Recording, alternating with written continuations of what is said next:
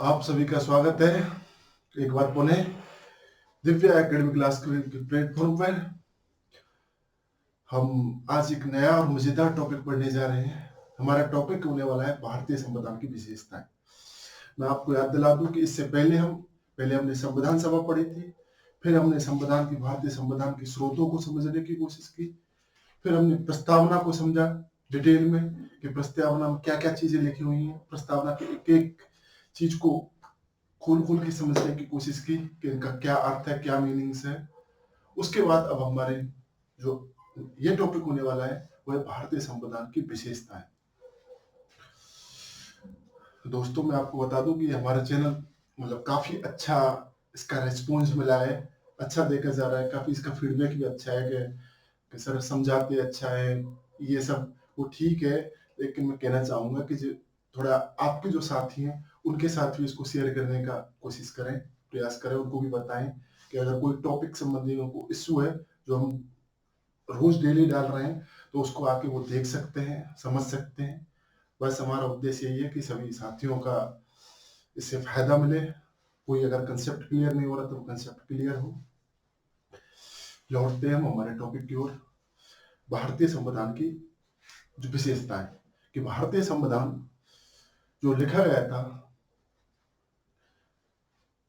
तो क्या क्या अपनी विशेषताएं समेटे हुआ था। ये तो हम सामान्यतः सुनते हैं कि भारत का संविधान दुनिया का सबसे व्यापक और लिखित दस्तावेज है। तो इतना बड़ा व्यापक दस्तावेज आखिर कैसे लिखा गया, ये तो हमने समझ लिया कि संविधान सभा बनी थी। संविधान सभा में शुरुआत में 389 सदस्य थे, बाद में 324 सदस्य रही और इन्होंने बड़े गहन मंथन के द्वारा आपसी सहमति और रजामंदी के माध्यम से एक बहुत ही दुनिया का सबसे बड़ा संविधान हमें दिया। तो संविधान की हम विशेषताओं को एक एक करके समझने की कोशिश करते हैं कि मुख्य कौन सी ऐसी विशेषताएं थी जिसको भारतीय संविधान स्वीकार करता है। भारतीय संविधान हमें बताता है कि मेरे अंदर वो विशेषताएं जो मुझे दुनिया के संविधानों से अलग करती हैं, तो उन्हें हम समझने की कोशिश करते हैं।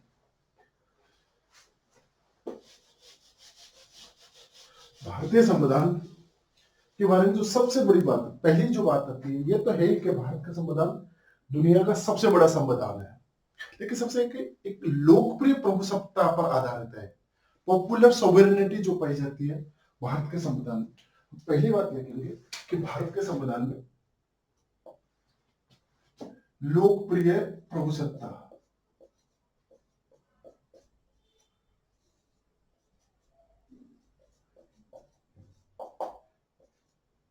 प्रभुसत्ता पर आधारित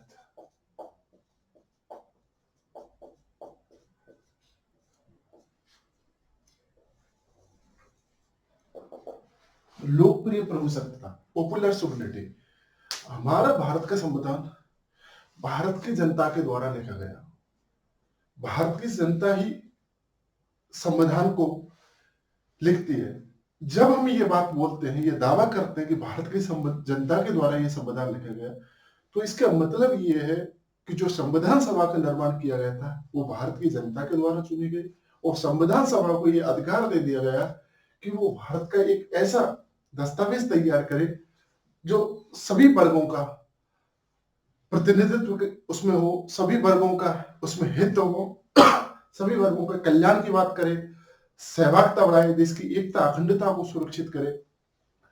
तो जो भारत की जनता थी, भारत की जनता का शासन स्थापित हो।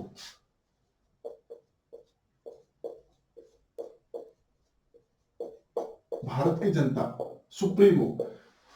तो जो संविधान सभा थी उसको यह अधिकार था कि वो जो संविधान का निर्माण करेगी, ये यही माना जाएगा कि इसका भारत की जनता ने इसका निर्माण किया है। तभी तो हमारी जो प्रस्तावना की जो पहली लाइन थी कि हम भारत के लोग, जो हम भारत के लोग हैं वो यही बात कहती है कि जो हमारा जो संविधान का निर्माण किया जा रहा है वो हम सभी लोग मिलके, यानी भारत की जो जनता है वो इसका निर्माण कर रही है और हम इसे शुक्र।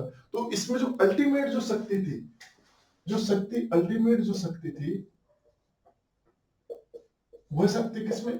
भारत की जनता में ही निहित थी। भारत की जनता में ही ये शक्ति निहित थी। तभी हम कह रहे थे कि जो लोकप्रिय प्रभु सत्ता है, मतलब जो असली शक्ति है, शक्ति का जो स्रोत है, वो भारत की जनता है। और यही जो इसकी प्रभु सत्ता है, वो भारत की जनता में ही वास करते हैं। तभी हम इसे पॉपुलर सोवरेनिटी के रूप में देखते हैं। इसका यही मतलब है, अगर और सामान्य शब्दों में बोले, कि भारत की जनता में ही पूरी जो शक्ति का स्रोत है, वो भारत की जनता में निहित है। और भारत की जो जनता है, वो उसी में इसकी संप्रभुता निवास करती है। फिर बात आती है कि हम जो कहते हैं कि सबसे निर्मित, सबसे जो लिखित था, सबसे व्यापक जो संविधान था, वो इसकी दूसरी विशेषता होती है कि व्यापक कैसे था। निर्मित मतलब इसका निर्माण किया गया था। लिखित मतलब ये लिखित, एक लिखित दस्तावेज है। लिखित और व्यापक दस्तावेज है। व्यापक, इस भारतीय संविधान की व्यापकता इस बात में निहित करते हैं कि अगर देखी जाए तो टोटल 395 अनुच्छेद, इतने ज्यादा अनुच्छेद थे कि किसी दुनिया के किसी भी संविधान में इतने अनुच्छेद देखने को नहीं मिलते। यही बात इसको बताती है कि इसकी जो व्यापकता है वो कितनी ज्यादा है। इसमें 12 अनुसूचियां, 22 भाग अगर देखें तो भाग, भारत के संविधान के टोटल 22 भाग थे। अगर अनुसूची की बात करें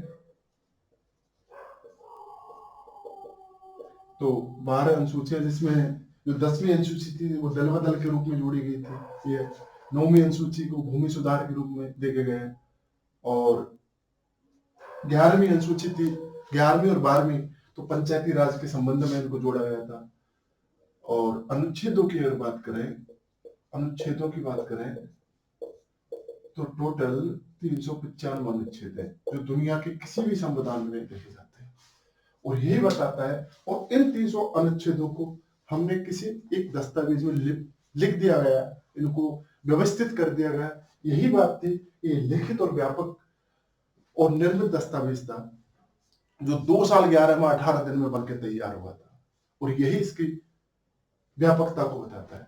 एक विद्वान थे आइवर जेनिंग्स, वो कहते थे कि ये विश्व का सर्वाधिक व्यापक संविधान है। आइवर जेनिंग्स बोलते थे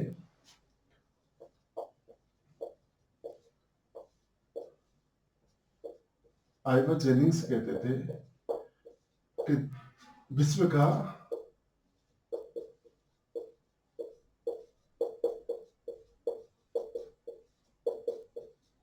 सर्वाधिक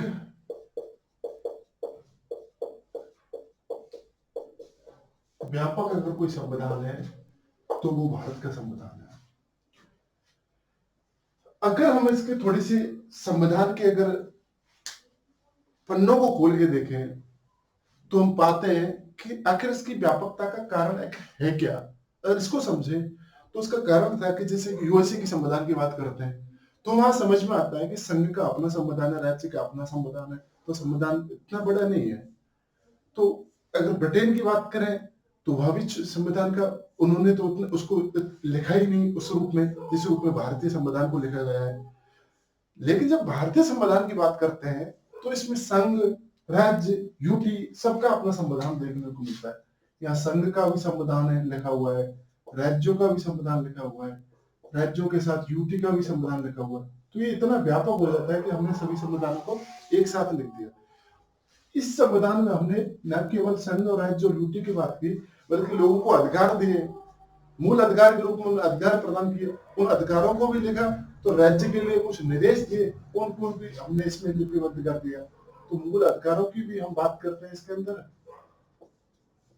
तो नीति निर्देशक तत्वों की भी बात करते हैं, हमने मूल अधिकार भी शामिल कर लिए और राज्य के निर्देश के रूप में नीति निर्देशक तत्वों को भी स्वीकार कर लिया। इसके अलावा हम देखें तो संविधान के जो ऐसे लोग जो अल्पसंख्यक हैं, एससी हैं, एसटी हैं, अनुसूचित जाति है, अनुसूचित जनजाति है, उनको भी हमने भाग 16 में स्थान दे दिया कि भाग 16 में कोई अल्पसंख्यकों के या अनुसूचित जाति है, अनुसूचित जनजाति है, उनके अधिकार सुरक्षित रहने चाहिए। तो उनके हितों को भी हमने एड्रेस किया है। फिर हमने आपातकालीन उपबंधों के तौर पर देखा जाए संकटकालीन अनुच्छेद 352 हो, 356 हो, 360 हो, तो हमने भाग 18 में ये भी चीज शामिल कर ली संकटकालीन उपबंधों के तौर पर।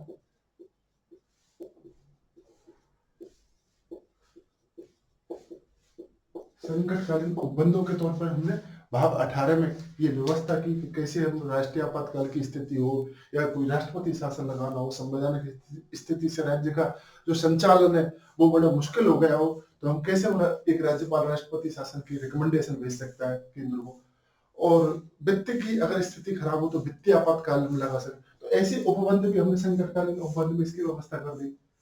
इसके अलावा अनेक तरह के जब प्रशासनिक हो, वित्तीय हो,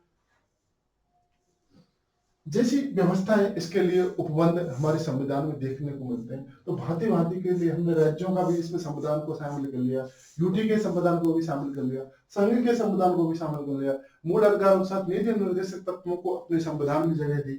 वही हम बात करें भाग 16 के अंतर्गत, तो भाग 16 के अंदर हमने अनुसूचित जाति हो, अनुसूचित जनजाति हो या अल्पसंख्यक वर्ग हो, उनके हितों को बड़े अच्छे ढंग से एड्रेस किया है। वही आपातकालीन उपबंधों के रूप में भाग 18 को शामिल कर लिया। इसके अलावा प्रशासनिक बात करें, विधायी बात करें, वित्तीय उपबंधों की बात करें, तो सबको हमने बड़ी सिस्टमेटिक तरीके से अरेंजमेंट किया अपने संविधानों में, और हमारा संविधान एक व्यापक दस्तावेज के रूप में सामने आया। तो हमने एक विशेषता पॉपुलर सॉवरेनिटी देखी थी हमारे संविधान की, दूसरी विशेषता हमने देखी थी कि ये कैसे एक लिखित, निर्मित और व्यापक दस्तावेज है। अब हम तीसरी देखते हैं कि हमारा जो भारतीय संविधान है वो कठोर और लचीला कैसे है। ये भी इसकी एक विशेषता है कि जो भारतीय संविधान है वो कैसा कठोर और लचीला है, कठोर और लचीला। हमारा संविधान कठोर भी है कुछ चीजों के बारे में, और कुछ में बड़ा फ्लेक्सिबल भी है।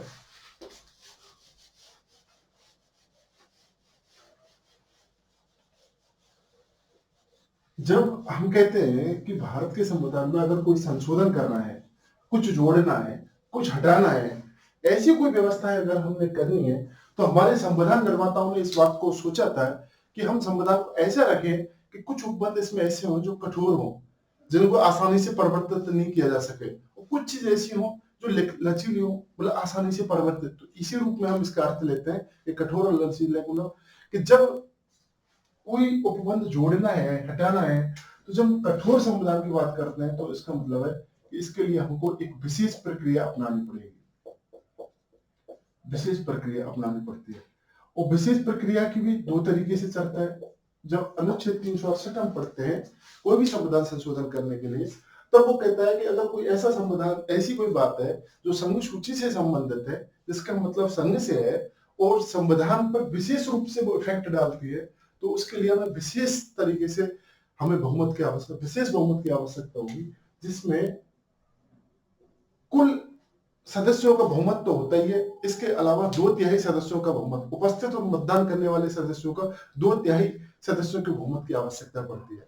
तो इसे तो हम एक रूप में देख लेते हैं कि उपस्थित और मतदान करने वाले सदस्यों को तो हो, इसके अलावा 2/3 सदस्यों का जो उपस्थित है मतदान वो भी हो। लेकिन अगर कोई हम ऐसा संशोधन करना चाहें जिससे संघ के साथ साथ राज्यों पर भी प्रभाव पड़े, यानी कि हमारा जो कोऑपरेटिव फेडरलिज्म है उस पर प्रभाव आ रहा हो, उस पर कोई इंपैक्ट आ रहा हो, तो उसमें हमें उपस्थित और मतदान करने वाले सदस्यों को, चाहे लोकसभा हो या राज्यसभा हो, उच्च सदन हो या निम्न सदन हो, उनका तो 2/3 चाहिए ही चाहिए, लेकिन इसके साथ 50% राज्यों के समर्थन की भी आवश्यकता होनी चाहिए।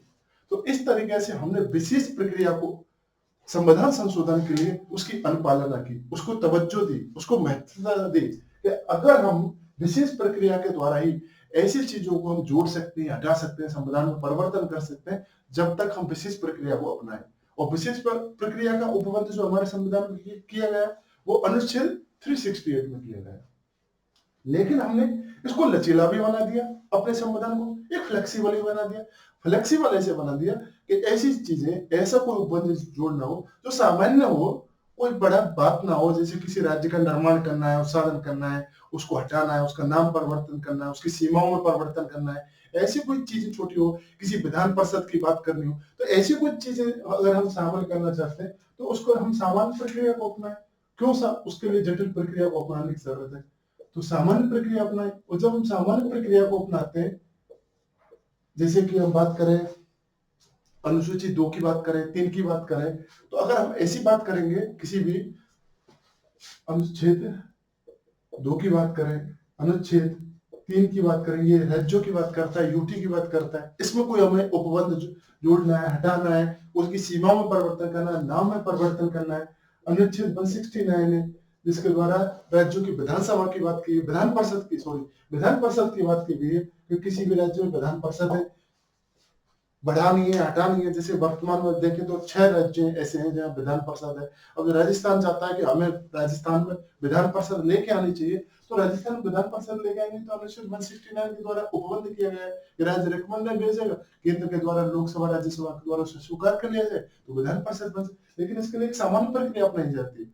जब हम सामान्य प्रक्रिया अपनाने की बात करते हैं तो हमारा संविधान कैसा हो जाता है? लचीला हो जाता है। और जब हम विशेष की बात करते हैं तो हमारा संविधान कैसा होता है? कठोर हो जाता है।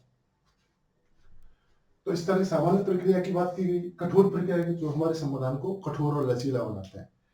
इसके अलावा हम इसमें देखें तो एक बात की गई है संसदीय शासन प्रणाली की।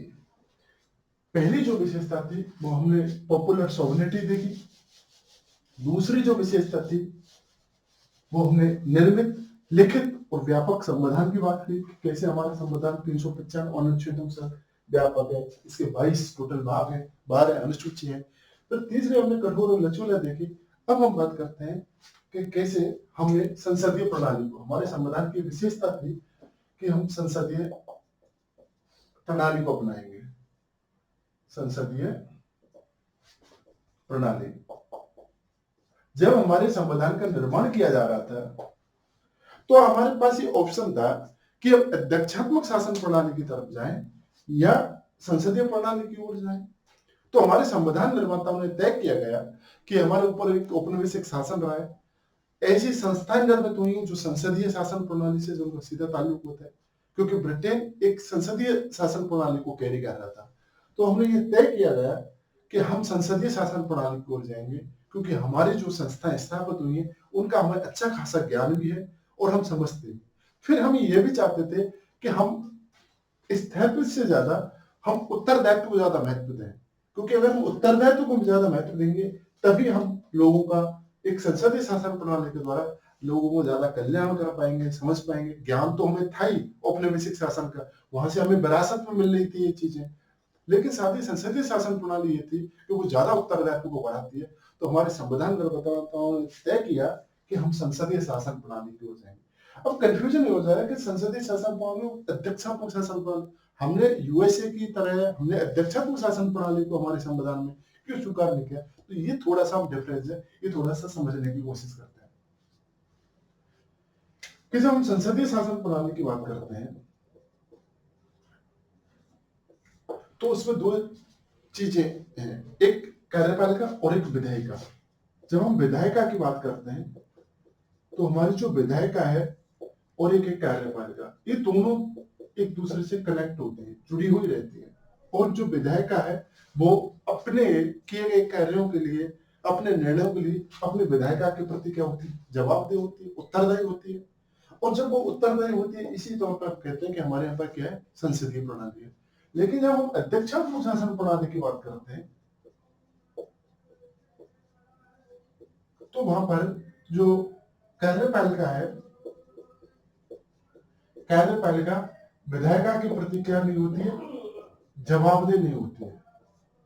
ये दोनों शक्तियां स्पष्ट रूप से अलग अलग की हैं, स्पष्ट रूप से इनका पृथक्करण किया गया है। और कार्यपालिका किसी भी रूप में विधायिका के लिए जिम्मेदार, विधायिका कार्यपालिका को हटा नहीं सकती। इनका जो कार्यकाल होता है वो निश्चित होता है कि 4 वर्ष का कार्यकाल, 4 वर्ष निश्चित रहेगा। लेकिन हमारे यहाँ पर जो कार्यपालिका होती है वो विधायिका के प्रति क्या होती है? उत्तरदायी होती है, जवाबदेही होती है। अगर कार्यपालिका ऐसा कार्य करती है जो कि संवैधानिक दृष्टि से उचित नहीं है तो विधायिका को उसे उत्तरदायी ठहराती है और उसके प्रति अविश्वास प्रस्ताव लगा के उसको हटा भी सकती है। तो हमने संसदीय शासन प्रणाली को अपनाया, न कि अध्यक्षात्मक शासन प्रणाली। तो ये तो मोटा मोटा अंतर हो जाता है कि व्यवस्थापिका और कार्यपालिका क्या होता है। कि जब ये कार्यपालिका पर विधायिका के प्रति जिम्मेदार होती है, उत्तरदायी होती है, तो यहीं से एक सिद्धांत निकलता है सामूहिक उत्तरदायित्व का। जब सामूहिक उत्तरदायित्व की बात करते हैं तो कहते हैं कि एक साथ तैरते हैं, सारे जो मंत्रिमंडल होते हैं, मंत्रिमंडल के सारे सदस्य होते हैं, वो एक साथ तैरते हैं और एक साथ डूबते हैं। तो हम सामूहिक उत्तरदायित्व के रूप में क्या करते हैं, हमारी जो कार्यपालिका होती है वो विधायिका के प्रति क्या होती है, उत्तरदायी होती है। इस व्यवस्था को एक अलग अलग नामों से भी जाना जाता है। अगर हम संसदीय शासन प्रणाली की बात करें तो ये संसदीय शासन प्रणाली अलग अलग नामों से जानी जाती है। जैसे कि इसको क्या कह देते हैं, इसको राष्ट्रपतीय सरकार भी बोल देते हैं, इसको प्रधानमंत्री कैबिनेट के रूप में भी जाना जाता है, मंत्रिमंडलीय के रूप में भी जाना जाता है, और बेस्ट मिनिस्टर प्रणाली तो ये होती ही है। तो इसको हम अलग अलग नामों के रूप में जान सकते हैं। बेस्ट मिनिस्टर प्रणाली भी कहते हैं, इसको बेस्ट मिनिस्टर प्रणाली भी बोलते हैं।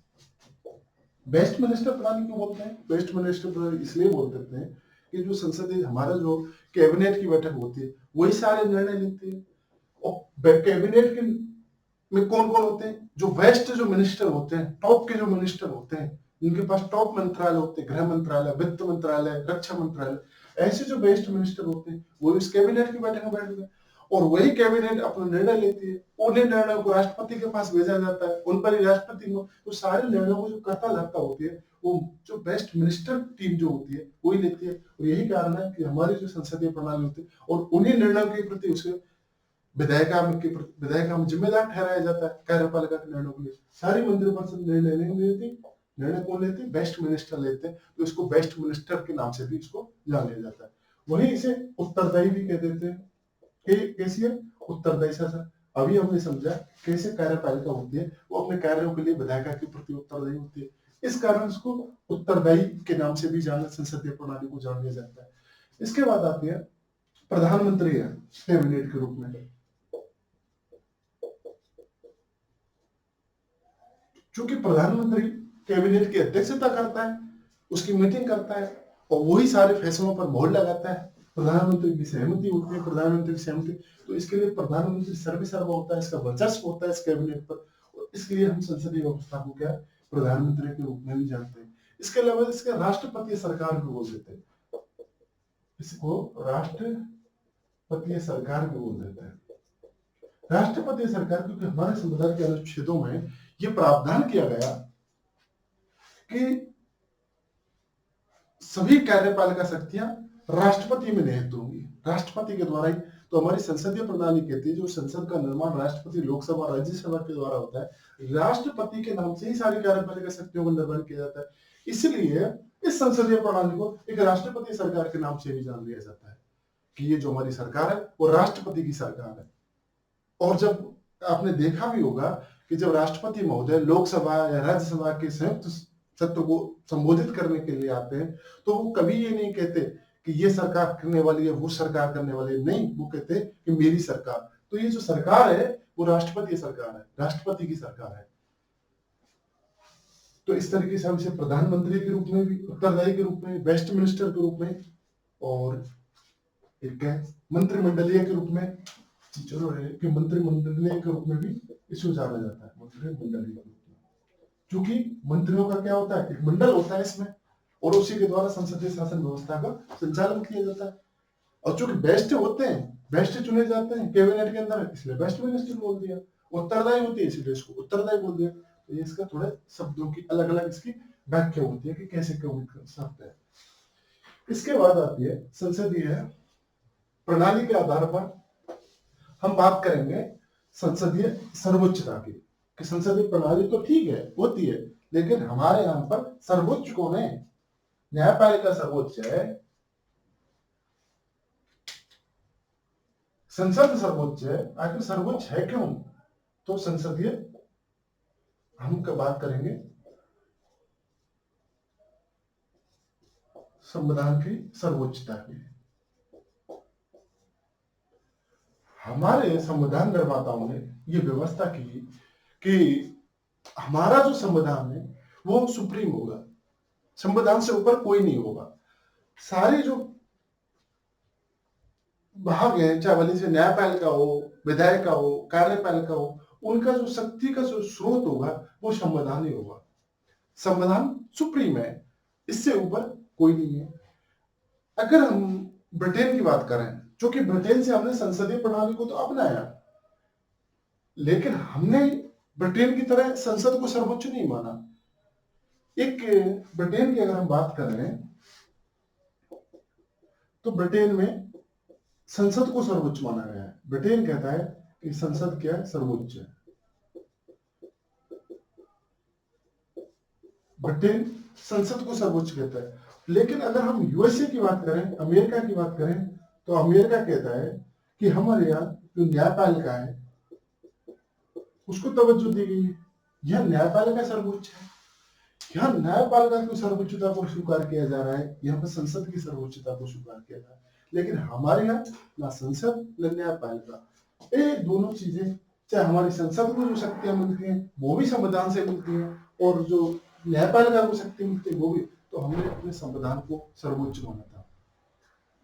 एक विद्वान होते डी लॉन्ग, उन्होंने कहा था कि अगर मैं ब्रिटेन की न्यायपालिका की बात करूं, डी लॉन्ग होते, उन्होंने कहा था कि अगर मैं ब्रिटेन की संसद की बात करूं तो ब्रिटेन की संसद इतने सर्वोच्च है कि अगर मेल को फीमेल बनाना हो, अगर मेल को फीमेल बनाना हो या फीमेल को मेल बनानी हो तो बस यही कार्य नहीं कर सकती, इसके अलावा संसद कुछ भी कर सकती है। डी लॉन्ग, जो ब्रिटिश विद्वान थे, उन्होंने कहा कि अगर मेल को फीमेल बनाना हो और फीमेल को मेल बनाना हो तो बस यही काम नहीं कर सकती ब्रिटेन की संसद, इसके अलावा वो इतनी सुप्रीम है कि कुछ भी कर सकती है। तो ऐसी बात ब्रिटेन की संसद के बारे में बोला जाता है कि ब्रिटेन की संसद सर्वोच्च है, वो कोई भी परिवर्तन कर सकती है। वही अगर न्यायपालिका की बात करें, यूएसए की न्यायपालिका की बात करें, तो यूएसए की न्यायपालिका के बारे में यह कहा गया कि ये जो न्यायपालिका होती है उसमें कहा गया कि हम सभी लोग एक संविधान के भीतर रहते हैं, हम सब लोग एक संविधान के भीतर रहते हैं, लेकिन संविधान वैसा है जैसा कि हमें न्यायपालिका दिखाती है। तो एक विद्वान होते, वो न्यायमूर्ति फूच के नाम से कुछ ऐसा, उनका न्यायमूर्ति मार्शल साहब थे, वो न्यायमूर्ति मार्शल थे। वो कहते हैं कि हम सब एक संविधान के भीतर रहते हैं, हम सभी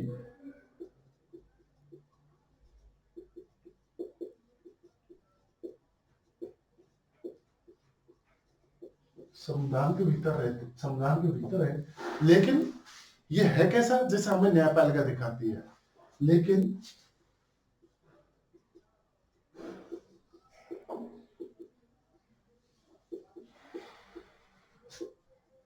संविधान वैसा है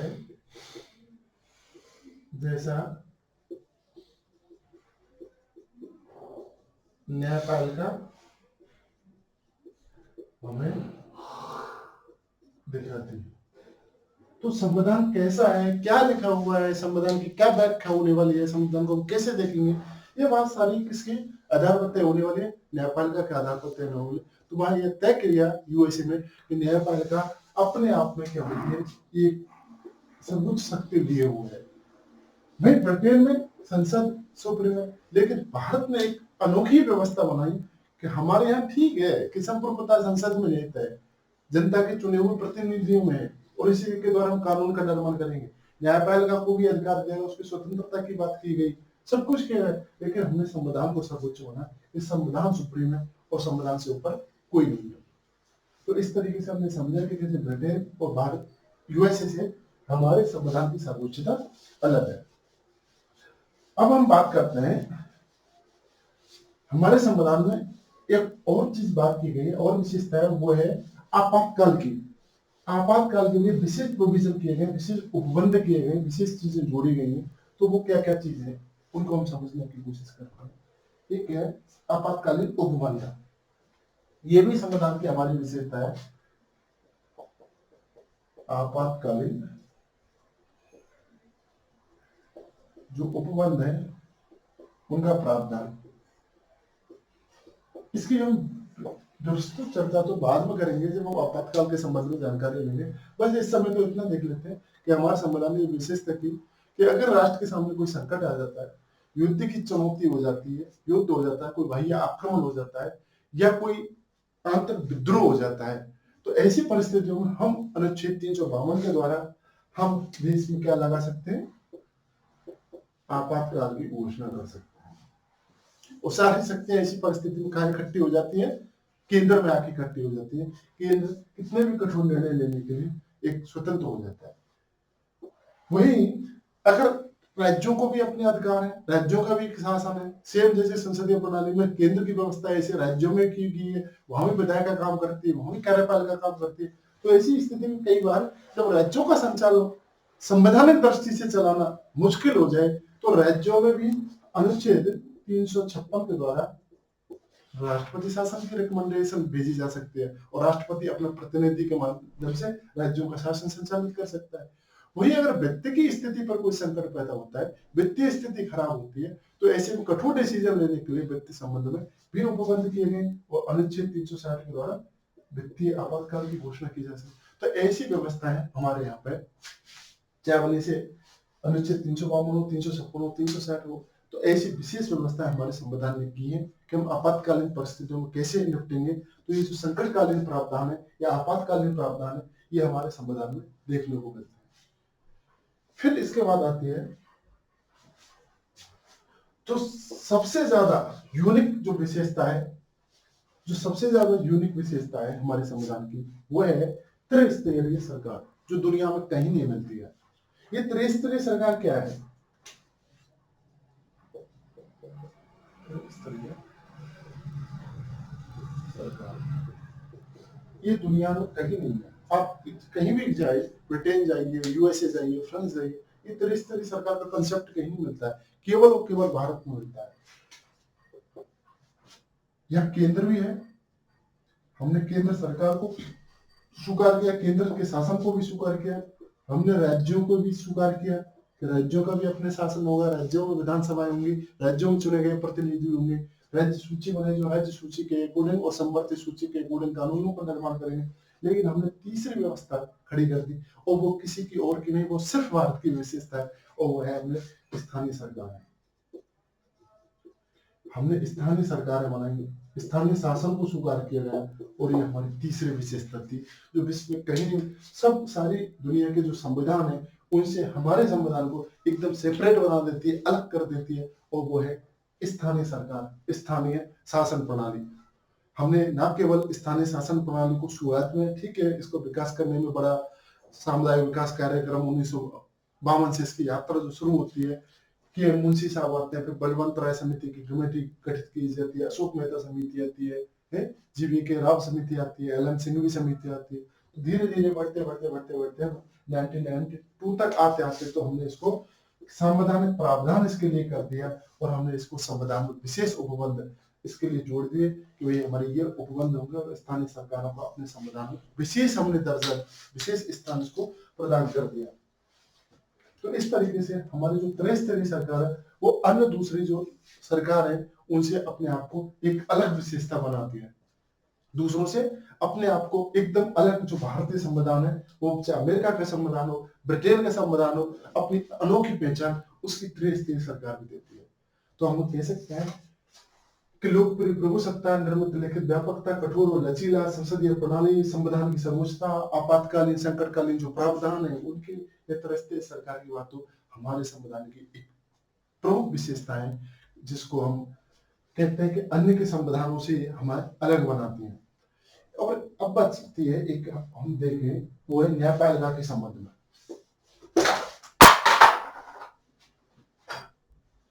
हमने एक एकीकृत श्रेणीबद्ध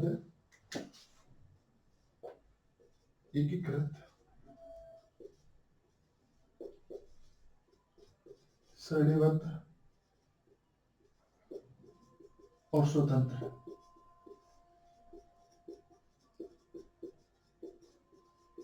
न्यायपालिका, भारत के संविधान में एकीकृत श्रेणीबद्ध और स्वतंत्र न्यायपालिका को स्वीकार किया था।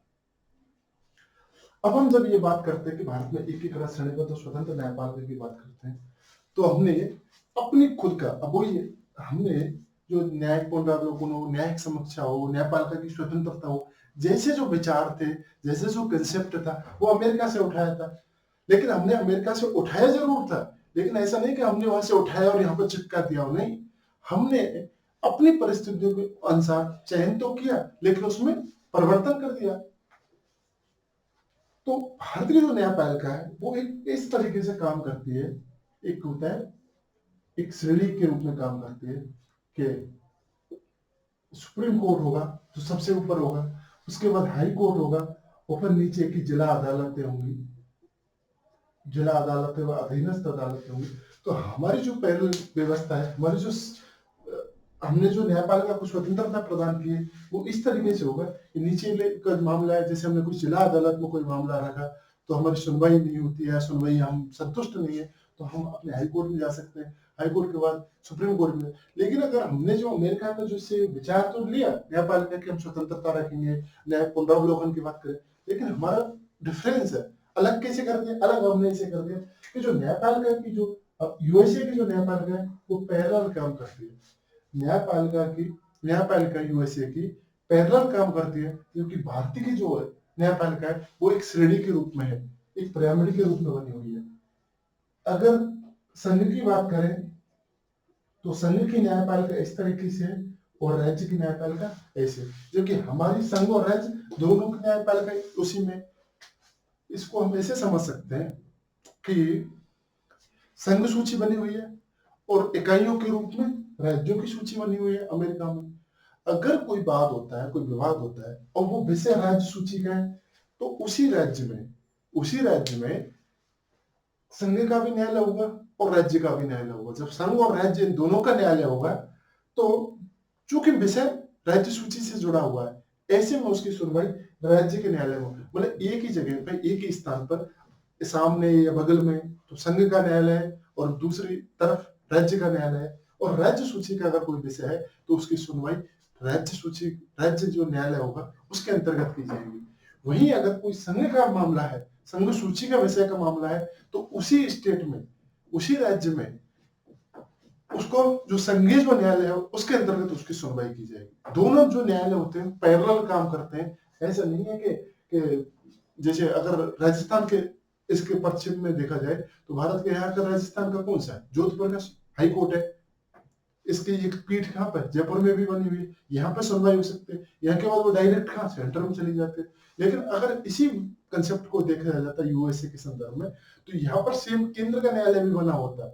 अगर केंद्र संबंधी अनुसूची से विषय होता तो वो केंद्र के न्यायालय में जाता, और राज्य से संबंधित होता तो वो राज्य के हाई कोर्ट में जाता। ऐसा नहीं है कि हाई कोर्ट के बाद डायरेक्ट सुप्रीम कोर्ट में चला जाए, वो राज्य का राज्य में रहेगा, वो केंद्र का केंद्र। ऐसी व्यवस्था कौन करता है, यूएसए में की गई।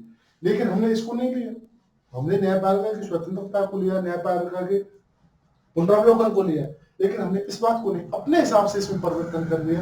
और यही कारण है कि एकीकृत श्रेणीबद्ध और स्वतंत्र न्यायपालिका का जो कंसेप्ट है, वो भारत के जो संविधान की जो एक विशेषता है, वो एक अपने आप में दुनिया से हमको अलग करती है, और यही हमारे संविधान की एक अनोखी विशेषता बन के उभरती है।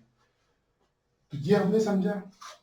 इसके बाद एक आती है कि सार्वभौमिक वयस्क मताधिकार का, नौवीं बात आती है सार्वभौमिक वयस्क मताधिकार। सार्वभौमिक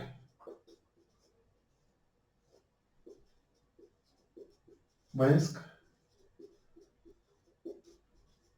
मताधिकार।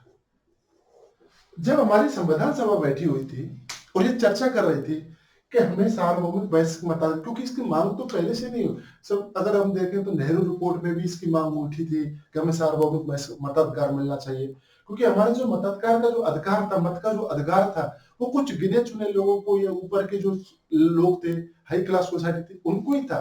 सामान्य वर्ग को मताधिकार का कंसेप्ट नहीं था। अब चूंकि हम स्वतंत्र होने वाले थे, संविधान सभा के द्वारा तय किया जा रहा था कि मैं स्वतंत्र होंगे, तो लोगों को क्यों न मत देने का अधिकार दिया जाए। तो केवल एक नेता थे, मौलाना आजाद, वही इसके खिलाफ थे। वही कहते थे कि नहीं, अभी से हम, और वो इसके खिलाफ नहीं थे, उनकी सोच भी सच थी। वो ये सोच रहे थे कि अभी से हम इतने मैच्योर नहीं हुए, परिपक्व नहीं हुए, हमारे लोग इतने जागरूक नहीं हुए कि वो अपने मत का उचित इस्तेमाल कर सकें, अव्यवस्थाएं फैल सकती हैं। ऐसे में हमें कुछ दिन, कुछ साल के लिए, 15 साल, 20 साल इंतजार करना चाहिए, जब तक लोग मैच्योर ना हो जाए, तब तक के लिए 10-15 साल के लिए इसको थोड़ा टाल देना चाहिए। तो बस वो ये चाहते थे। बाकी हमारा जो सार्वभौमिक वयस्क मताधिकार के कंसेप्ट को जो हमारे संविधान ने अडॉप्ट किया, जिस तरीके से वो जिस तेजी के साथ अडॉप्ट किया था, ऐसा उदाहरण दुनिया में कहीं देखने को नहीं मिलता। अगर बड़े-बड़े देश, स्विट्जरलैंड जैसे देश देखे जाएं, तो वो अब जाके इसको अधिकार को दे पाए लोगों को। एक भारत ही एक ऐसा देश था जिसने स्वतंत्रता के तुरंत बाद ही सार्वभौमिक वयस्क मताधिकार को, दुनिया में बड़ी-बड़ी जंगें हुई, लड़ाइयाँ हुई अपने सार्वभौमिक वयस्क मताधिकार को, लेकिन भारत ने स्वतंत्र होते ही सार्वभौमिक वयस्क मताधिकार का जो कंसेप्ट था उसको एक्सेप्ट कर लिया, स्वीकार कर लिया था। हाँ, ये सच है कि जब हम स्वतंत्र हुए थे तब इसकी जो थी वो 21 वर्ष रखी गई थी कि 21 वर्ष का कोई भी वयस्क नागरिक अपने मत का प्रयोग कर सकता है। लेकिन जैसे 61वां संविधान संशोधन होता है, 61वां संविधान संशोधन के द्वारा इसको घटाकर 18 वर्ष कर दिया गया। इसको हटाकर 18 वर्ष कर दिया कि 18 वर्ष का कोई भी वयस्क नागरिक, जो देश का नागरिक है, वो अपने मत का इस्तेमाल करने के लिए स्वतंत्र है। इसके अलावा हमारे संविधान की और एक बड़ी विशेषता थी कि हमने मूल अधिकार, नीति निर्देशक तत्व, और मूल कर्तव्यों को अपने संविधान में जगह दी है। मूल अधिकार, नीति निर्देशक तत्व और मूल कर्तव्यों को हमारे संविधान में हमने जगह दी है। जब हम मूल अधिकारों की बात करते हैं तो हमारे जो मूल अधिकार हैं संविधान में, ये पहले जो थे वो 7 मूल अधिकार हमें दिए गए थे। बाद में जब संपत्ति के अधिकार को विलोपित किया गया, हटाया गया वहां से, तो फिर 6 तरीके के मूल अधिकार हमें दिए गए।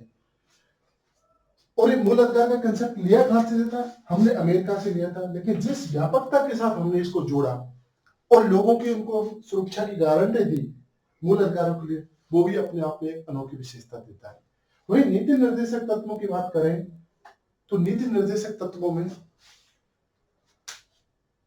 राज्य के लिए निर्देश दिए गए कि हमें एक सामाजिक, आर्थिक व्यवस्था के लिए कैसे आगे बढ़ना चाहिए। तो अलग अलग उपबंध, जब हम नीति निर्देशक तत्व पढ़ेंगे, मूल अधिकार पढ़ेंगे, तो इसकी डिटेल में चर्चा करेंगे।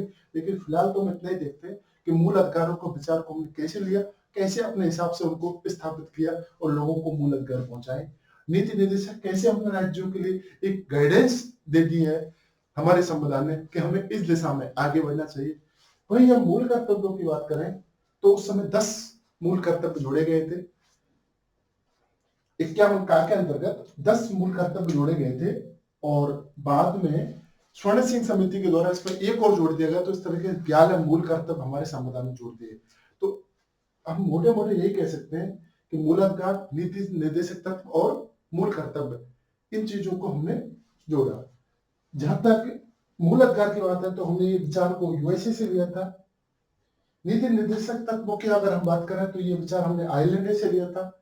और मूल कर्तव्यों की बात करें तो ये हमने यूएसएसआर से लिया था। तो ये जो हमारे जो विचार आए थे कि हम हमारे संविधान में मूल कर्तव्यों को जगह देंगे, तो हम यूएसएसआर से प्रभावित थे।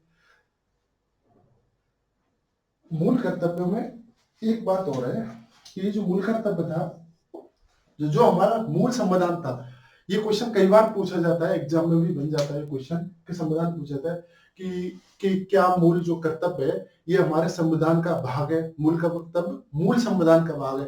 तो दोस्तों ये लाइन फिर गलत हो जाती है, क्योंकि हमारा जो मूल संविधान था उसमें मूल कर्तव्य को कोई जगह नहीं थी। हमारे संविधान निर्माता ये मानते थे कि हमारे नागरिक इतने मैच्योर हैं कि वो अपने जो कर्तव्य है उनको वो स्वेच्छा से पालन करेंगे। तो मूल संविधान में मूल कर्तव्य नहीं था। लेकिन जब 42वां संविधान संशोधन हुआ तो उसके द्वारा इनको क्या कर दिया गया, इनको जोड़ दिया गया था। 10 भाग थे जो मूल कर्तव्य के तौर में जोड़े गए और बाद में एक चीज और जोड़ दी गई, तो टोटल 11 हो जाते हैं। तो इस तरीके से हमने मूल कर्तव्य की बात को स्वीकार किया। नीति निर्देशक तत्व को किससे लिया था? आयरलैंड से लिया था। तो क्वेश्चन में बनते हैं कि नीति निर्देशक तत्व कहां से होगा? आयरलैंड से उठाए थे। और कहां से लेके 36 से लेकर अनुच्छेद 51 तक संविधान के भाग 4 में इसको जगह दी गई है। और भाग 3 में 12 से लेकर 35 तक मूल कर्तव्य को जगह दी गई। टोटल ये 24 है। इस तरीके से हम मोटा-मोटा अपने 10 विशेषताएं संविधान की पढ़ी। नेक्स्ट क्लास होगी उसमें हम पढ़ेंगे संघ, जो संघात्मक ढांचा है संघ के बारे में, उसमें संघात्मक और एकात्मक विशेषताओं के बारे में हम अध्ययन करेंगे और हमारे संविधान में कैसे परिवर्तनशीलता है उस गुण को भी हम देखने की कोशिश करेंगे। उम्मीद है ये क्लास बहुत शानदार मजेदार रही होगी, आपको संविधान की विशेषताएं अच्छे से समझ में आई होंगी और आप इस चैनल को सब्सक्राइब करें, अपने दोस्तों के साथ शेयर करें। इसी के साथ आप सभी का बहुत बहुत धन्यवाद।